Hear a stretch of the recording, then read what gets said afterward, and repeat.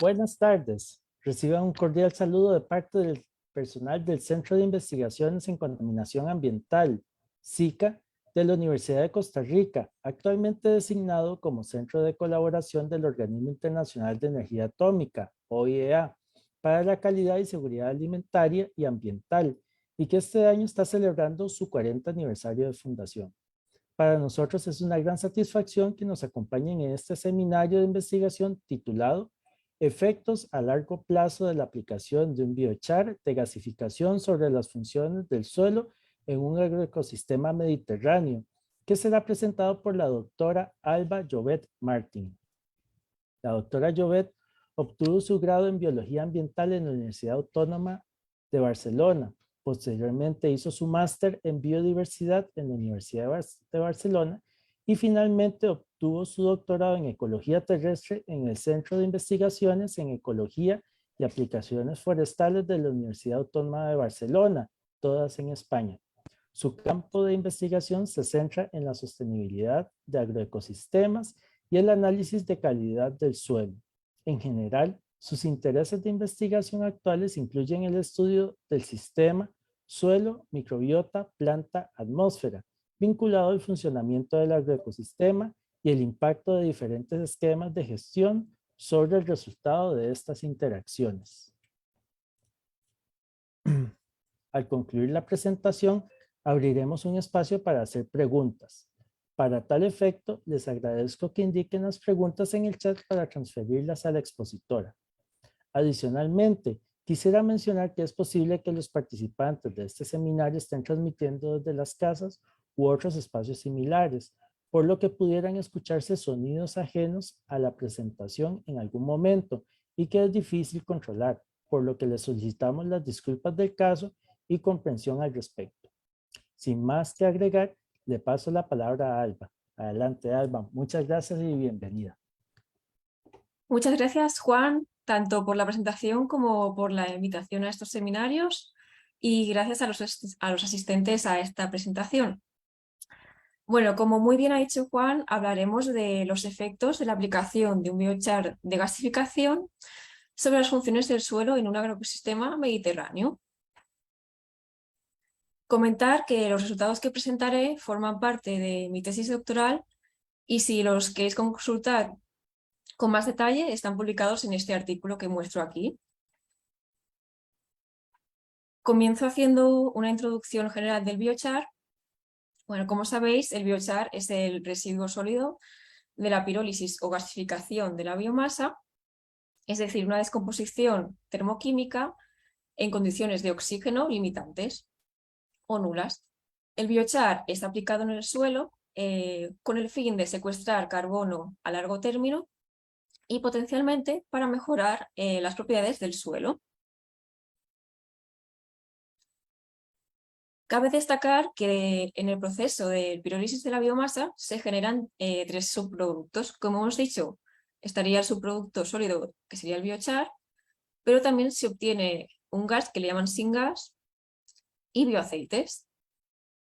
Entonces hay que tener en cuenta que según la tecnología de pirólisis, que puede ser lenta o rápida, o bien la gasificación, como hemos comentado, tendremos diferentes proporciones de estos subproductos.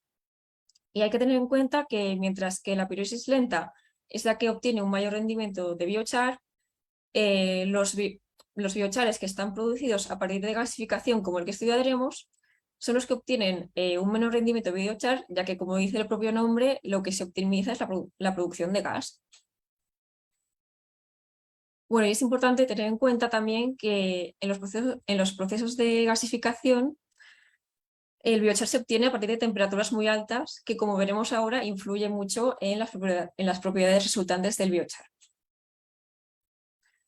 Una manera de representar las propiedades del biochar es este diagrama que muestro aquí, que es el diagrama Van Crevelen, que muestra las ratios molares del hidrógeno-carbono y oxígeno-carbono.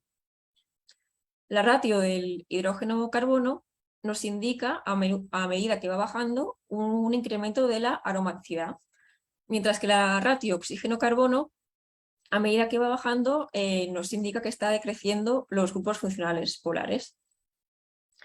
Por lo tanto, tenemos un gradiente de reactividad a estabilidad a medida que vamos bajando estas dos ratios. Y esto se da sobre todo, como hemos dicho, cuando aumenta la temperatura, se tiende a crear una mayor estabilidad en estos productos. Aquí en este delineado veríais dónde se encuadra lo que según la European Biochar Certification se considera como materiales que podemos denominar biochar. Y aquí, en esta estrellita azul, veríais dónde se encuentra el biochar que estudiaremos en este estudio. Y en comparación podéis ver aquí cómo sería el material de partida del biochar, que en este caso fue residuos de coníferas, en concreto de pino, y cómo cambia, por tanto, del material parental al biochar las propiedades químicas. Bueno, y es importante destacar que este gran aumento en la aromaticidad del biochar es lo que le confiere esta característica de secuestrar carbono de manera tan estable en el suelo, potencialmente durante muchos años. Por otro lado, aunque realmente el biochar es un material muy estable, debido a estas estructuras aromáticas, el biochar sí conserva grupos funcionales en superficie, así como normalmente un elevado nivel de porosidad, que le ayudan a influir en la fertilidad del suelo, ya sea reteniendo nutrientes o agua. Un factor que también es importante a la hora de caracterizar el biochar es el envejecimiento de este a medida que se incuba dentro del suelo. Por un lado, un efecto que se ha comentado mucho que influye según este envejecimiento es que el biochar se va oxidando y fragmentando, con lo cual se pueden ir creando nuevos grupos funcionales en superficie que podrían aumentar, por ejemplo, la capacidad de retención catiónica del suelo. Por otro lado, con el envejecimiento también pueden darse interacciones con fases organominerales. Y un ejemplo que podemos ver aquí es cómo cambia un biochar al cabo de un año en el suelo. Vemos cómo se ha tapizado enteramente de fases de tapetes organominerales. Bueno, la idea del biochar no es nueva, sino que basa sus antecedentes en la terra preta que se encontró que existía a lo largo de la cuenca del Amazonas. La terra preta se caracteriza por unos niveles de carbono muy elevados y una capacidad de retención de nutrientes y agua mucho más elevada que los suelos circundantes, que se trata sobre todo de oxisoles, los cuales se encuentran muy lavados de nutrientes. Estos efectos tan positivos del biochar, que dan también lugar a una mucho mayor fertilidad en estos suelos, como vemos, se ha encontrado sobre todo en los suelos tropicales, ya que esto se caracteriza normalmente por una elevada acidez, que el biochar, al tener normalmente un efecto encalante, ayuda a neutralizar esta acidez, por tanto, aumentar la disponibilidad de nutrientes y también disminuir las toxicidades por aluminio. No obstante, si nos fijamos en climas más temperados, como es el Mediterráneo, que es el caso que estudiaremos ahora, los efectos no suelen ser tan aparentes.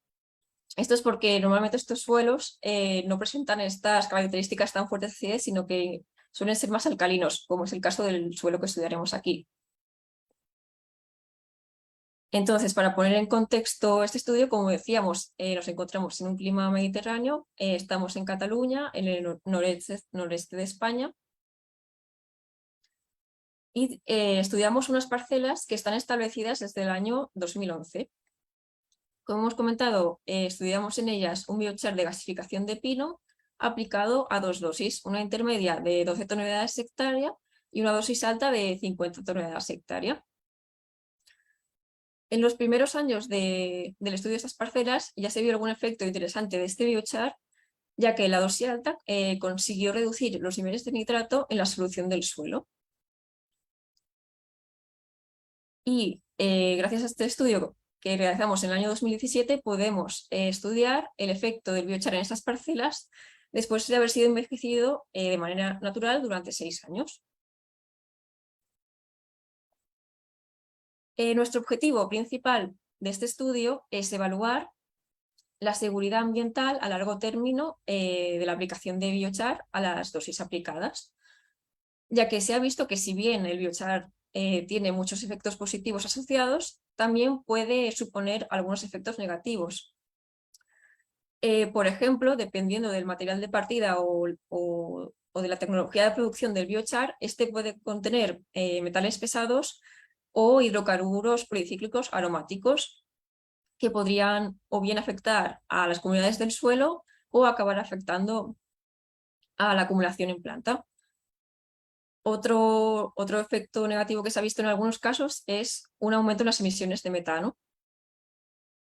O, por poner otro ejemplo, una menor eficiencia en los agroquímicos.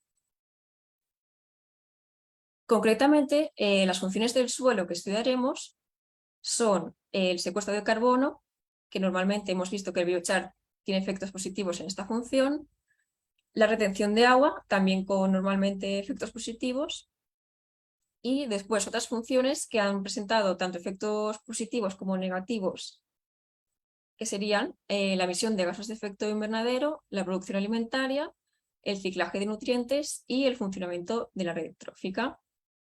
Una vez hayamos analizado estas funciones, integraremos todos estos impactos en un índice de calidad del suelo. Para hacer esto se contó con 18 parcelas de campo, como hemos comentado, con las 3 dosis de biochar, es decir, control, dosis intermedia y dosis alta, y se hizo en unas parcelas agronómicas, es decir, se fertilizó con purín de cerdo seco a razón de 50 kilogramos nitrógeno por hectárea. Y el cultivo que se sembró fue la cebada. Aquí podéis ver un pequeño esquema de los diferentes muestreos que están indicados con flechas, un total de 5 muestreos, y los muestreos intentaban cubrir tanto los periodos de fertilización, que están marcados con redondas negras, como el periodo de desarrollo del cultivo, que está entre estas líneas discontinuas. Entonces, para cada función que hemos comentado, ahora os explicaré el indicador o indicadores que utilizamos para medir las diferentes funciones del suelo. Por lo que respecta al secuestro de carbono, lo medimos a partir del método del dicromato. Para tener una idea de la retención de agua, miramos el contenido de humedad gramimétrico. Por lo que respecta a la producción alimentaria, se midió la biomasa y el contenido de nutrientes por NIRS. Para saber las emisiones de gases de efecto invernadero, comentar que se midieron el dióxido de carbono, el óxido nitroso y el metano. Entonces, esta información se miró los gases tanto por separado como integrados en el índice de equivalentes de CO2, que se calculó teniendo en cuenta los potenciales de calentamiento global de cada gas para la previsión de 100 años. Entonces, para medir los gases, aquí podéis ver el sistema. Había una base ya ancorada en cada parcelita experimental, y aquí podéis ver cómo era la cámara donde se acumulaban los gases. Concretamente, esta cámara se deja durante aproximadamente unos 40 minutos, dejando que acumule el gas, y se va cogiendo muestra a diferentes tiempos, con lo cual, teniendo la concentración a cada tiempo, podemos saber cuál es el flujo de cada gas. Por lo que respecta al ciclaje de nutrientes, se midieron varios indicadores. Referente a la descomposición, tenemos por un lado la beislamina, que nos da una idea de la descomposición de la fauna del suelo. Tenemos el método TIVAC, que es para conocer la descomposición microbiana. También miramos la actividad de diversas enzimas, así como otros parámetros adicionales, como sería el contenido iónico, que medimos por cromatografía líquida, pH, conductividad eléctrica y diferentes pools de nitrógeno. explico en detalle algunos de los parámetros que hemos dicho para el ciclaje de nutrientes. Por un lado, el Veil-Laminar, que hemos comentado que era para medir la descomposición de la fauna del suelo, es una medida realmente de la actividad alimentaria de la fauna del suelo. Se utilizan estas tiras de PVC que están rellenas con un sustrato que está formado por celulosa, carbono activo y harina de trigo. Estas tiras se insertan en el campo, tal como veis aquí. Nosotros pusimos 8 láminas por cada parcelita y se dejan aproximadamente unas pocas semanas, 2, 3, 4 semanas en campo, y luego se recogen y se mide el porcentaje de sustrato que ha sido consumido por la fauna. Y esto se hace tanto, se hace tanto para la profundidad global de la lámina como a diferentes subsecciones de profundidad. Por otro lado, el método para medir la descomposición microbiana del Debug Method lo que utiliza son 2 sustratos con una recalcitrancia diferente, es decir, tenemos por un lado el té verde, que sería más lábil en comparación al roibos, que tiene más contenido en celulosa y lignina. Por lo tanto, es como un proxy de una descomposición de materiales más fácilmente descomponibles, como el té verde, y otros más recalcitrantes, como es el roibos. Estas bolsitas de té se enterraron por pares, 3 pares en cada parcela, y se dejaron durante 3 meses. Luego, al recogerlas, se mide la pérdida de masa de estas. De acuerdo, ahora pasamos a otra función que estudiamos, que es el funcionamiento de la red trófica del suelo. Comentar que miramos diversos indicadores tanto para la microbiota, microfauna, mesofauna y macrofauna, pero explicaré sobre todo los indicadores de microfauna y mesofauna, ya que son los que dieron resultados significativos y ayudarán a entender cómo afectó el biochar en nuestro sistema. Por lo que respecta a la microfauna, es decir, los nemátodos, hay 2 indicadores importantes. Uno serían las huellas metabólicas.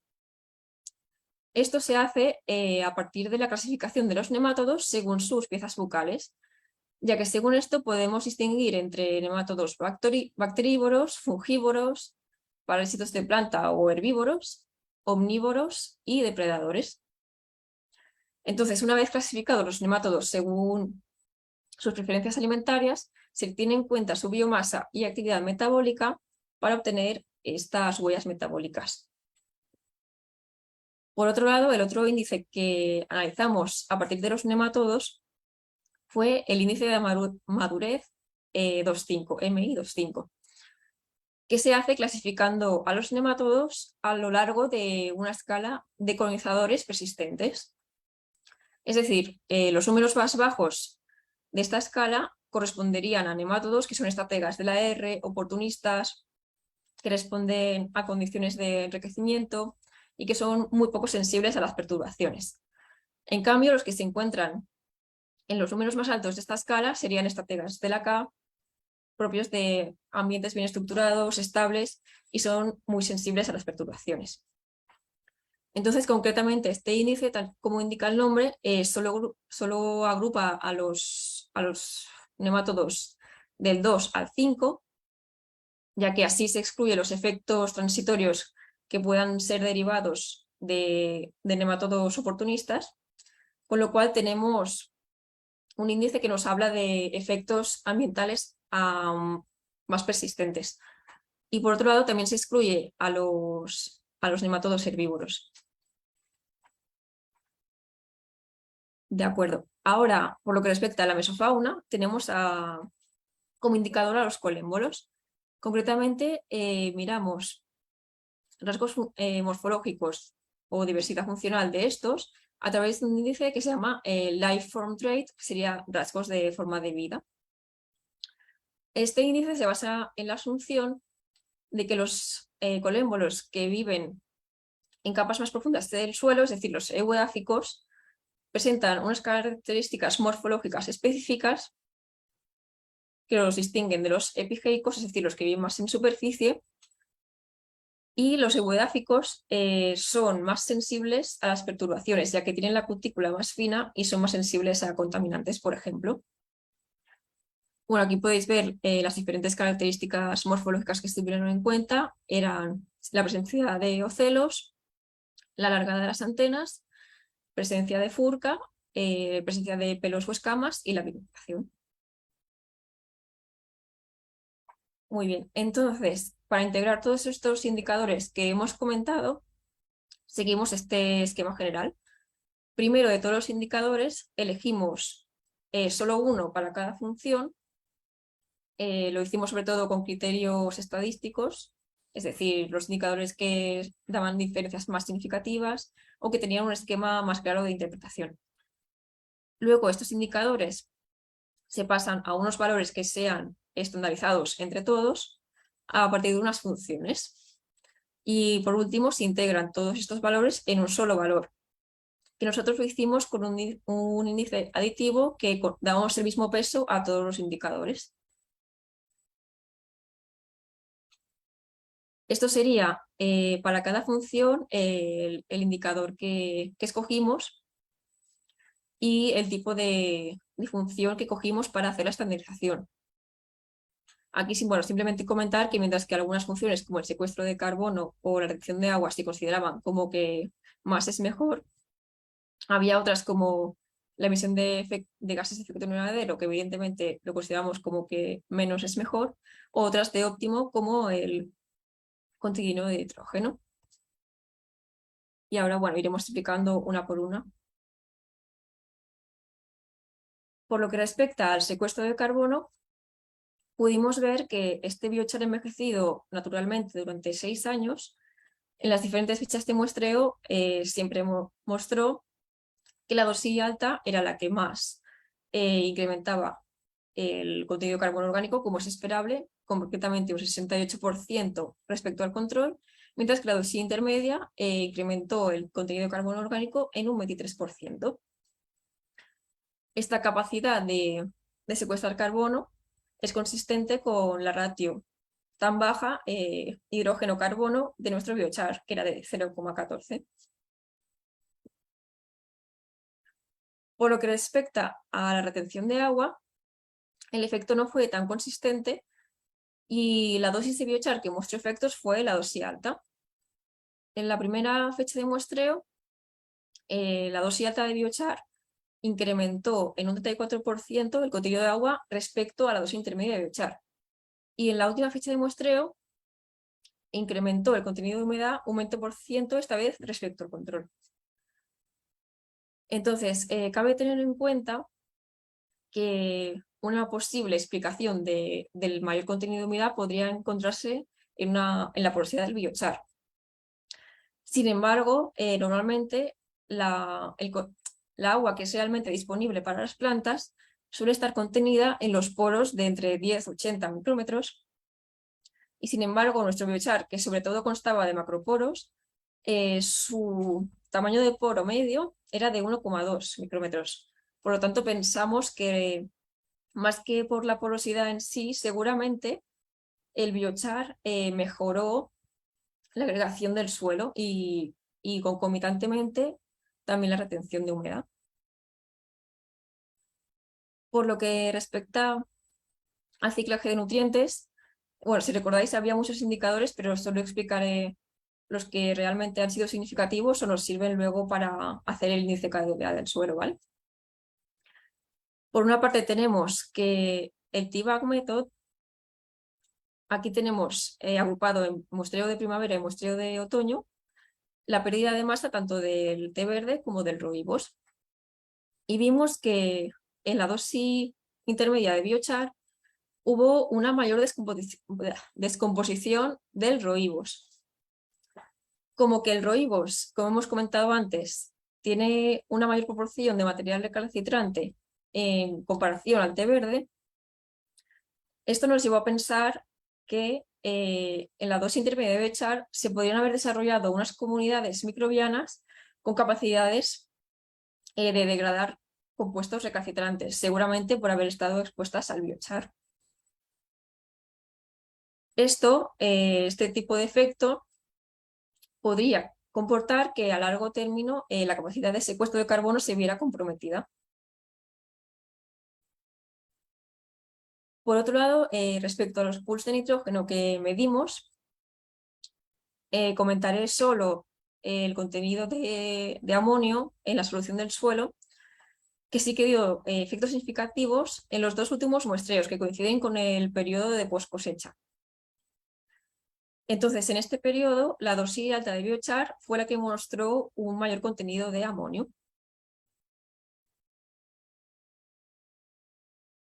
Por lo que respecta a las emisiones de gases de efecto invernadero, cuando miramos los equivalentes de CO2 no vemos diferencias, pero sin embargo, cuando miramos el metano, por separado sí que vimos que el biochar dosis alta emitía significativamente más metano en contraposición al biochar dosis intermedia, que fue un sumidero de metano. Para entender por qué se ha podido producir estos efectos, hay que tener en cuenta que en condiciones aerobias en el suelo, los metanótrofos oxidan el metano, mientras que en condiciones anóxicas, los metanógenos producen metano. Por lo tanto, el balance neto del metano dependerá de cómo se comporten estos dos grupos microbianos. Entonces, una posible explicación de la mayor emisión de metano en la dosis alta de biochar se puede encontrar en un estudio que se realizó con el mismo biochar en otro estudio de Rivas y colegas, que también vieron que sobre todo en fechas de verano, cuando hacía mucha calor, se promovió la formación de microsites anóxicos, donde se consumía el oxígeno y se metía metano, y también se promovía el último paso de la desnitrificación a nitrógeno elemental. Por otro lado, como hemos visto que en la dosis alta de biochar había más amonio en la solución del suelo y el amonio puede actuar como competidor para la oxidación del metano, esta podría ser otra explicación.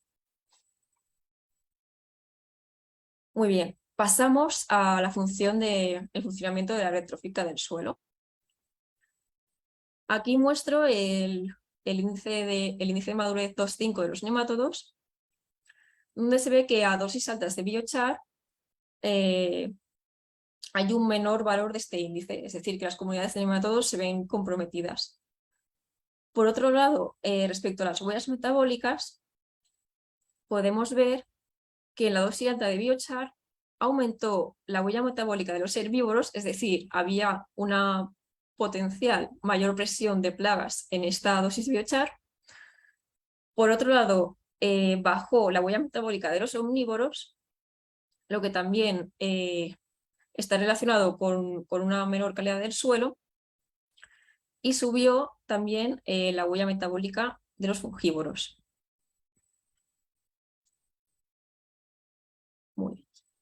Estos efectos negativos a dosis altas de biochar podrían estar relacionados con el hecho de que el biochar utilizado en el estudio presentaba unos niveles de hidrocarburos policíclicos aromáticos extremadamente altos, de 438 miligramos kilogramo, cuando normalmente, para tener una idea, los límites que se suelen aconsejar es no superar los 12 o 20 miligramos kilogramo. Por otro lado, también se ha visto que el amonio también puede afectar a los nemátodos omnívoros, así que podría ser una hipótesis alternativa. Respecto a los colémbolos, vimos que en el muestreo de primavera también bajó la diversidad funcional en la dosis alta de biochar. Es decir, si os recordáis de la metodología, esto indica que habría menos colémbolos eudáficos, que son los que son más sensibles a las perturbaciones. Y potencialmente también podría estar relacionado con este alto contenido de hidrocarburos policíclicos aromáticos, aunque habría que comprobar si realmente estos eran biodisponibles o no. También me gustaría poner aquí este resultado de la Beit lámina, ya que más o menos concuerda con lo que acabamos de ver, dado que, bueno, si nos fijamos sobre todo en el muestreo de primavera y para el total de la profundidad de la Beit lámina, vemos que también el control tiene una tendencia a tener más actividad alimentaria, por lo tanto, una mejor condición de la fauna del suelo que no en las dosis de biochar. Por último, la función de producción alimentaria. No vimos grandes efectos en la producción de biomasa, pero sí que hubo un efecto significativo que fue que el contenido de zinc bajó para la dosis alta de biochar en el grano de cebada. Entonces, cuando integramos todos estos indicadores en el índice de calidad del suelo, si os fijáis aquí a la derecha arriba, este sería el valor de cada tratamiento, los cuales no fueron significativamente diferentes entre ellos.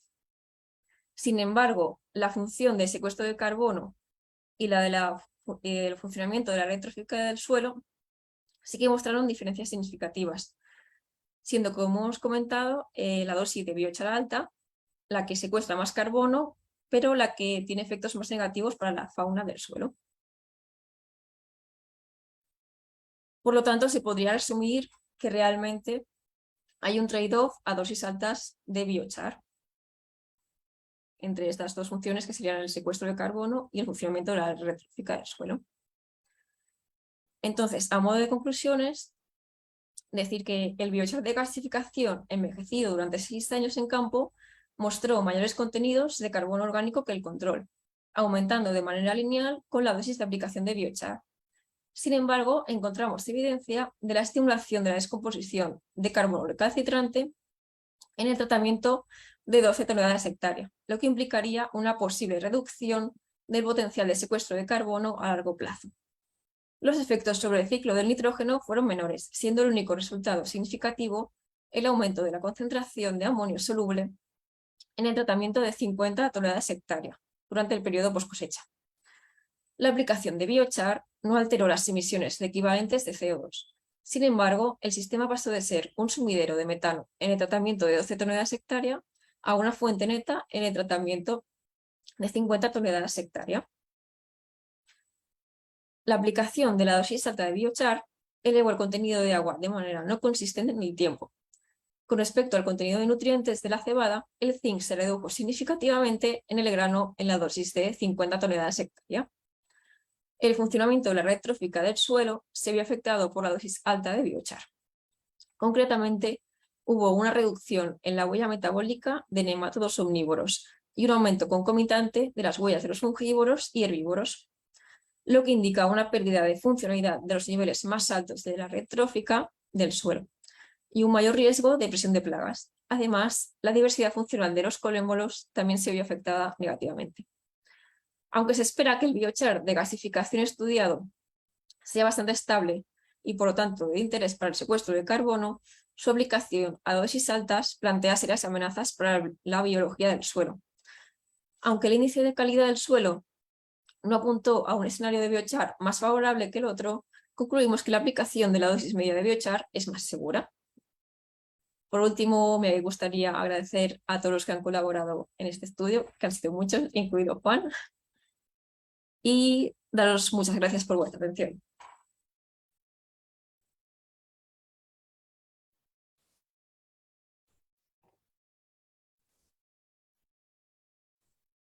Muchas gracias, Alba, por esta excelente presentación y muchas felicitaciones por todo este gran trabajo. Me consta que fue un gran trabajo.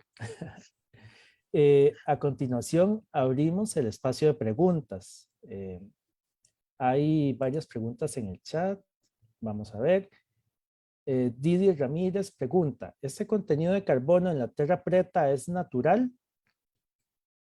Supongo que es lo que vos mencionaste en la introducción. De acuerdo. Bueno, no sé si lo he explicado muy bien, pero realmente, claro, la tierra preta, la hipótesis más aceptada es que es un antrosuelo, es decir, que está generado por la acción humana. Es decir, se piensa que las civilizaciones precolombinas añadían al suelo residuos carbonizados junto con desechos alimentarios y otros residuos, y que todo esto a lo largo del tiempo generó lo que se conoce como biochar, es decir, depende de lo que se entienda como natural, pero hubo mano antrópica lo más seguro para producir estos suelos. De No sé acuerdo. si respondo bien. Muchas gracias, Alba. Alan Marín dice, saludos doctora, felicitaciones por la investigación. A ver, muy interesante. ¿Cómo se podría determinar si ese contenido de carbono que aumentó producto de la aplicación del biochar está o no disponible para las plantas? De acuerdo, o sea, si el carbono orgánico que proviene del biochar está disponible para las plantas. Normalmente suele ser tan recalcitrante que no suele ser muy disponible para las plantas y suele afectar a la fertilidad, o sea, suele crecer más la biomasa al aplicar biochar, pero normalmente por otros efectos, puedo decir, o bien de más retención de agua, más retención de nutrientes, que también al final está condicionado por este mayor carbono, pero creo que no es una retranslocación directa del carbono del biochar a la planta. De acuerdo, muchas gracias. En el Facebook tenemos una pregunta de Melvin Marín. Dice, ¿el exceso de biochar puede causar anoxia en el suelo? Buena pregunta, la verdad es que no me lo había, no me lo había planteado. Supongo que dependería mucho del tipo de biochar, es decir, si es un biochar que tiene mucha materia orgánica y en un momento determinado se estimulan muchos procesos microbianos, podrían llegar a agotar el oxígeno, sí, pero supongo que sería un efecto a corto plazo. Sí que es verdad que en los microporos del biochar, eso sí, a largo término, en cualquier momento que haya altas temperaturas o condiciones de mucha descomposición por otros condicionantes, sí que se pueden crear condiciones anóxicas a nivel de microporo, eso sí.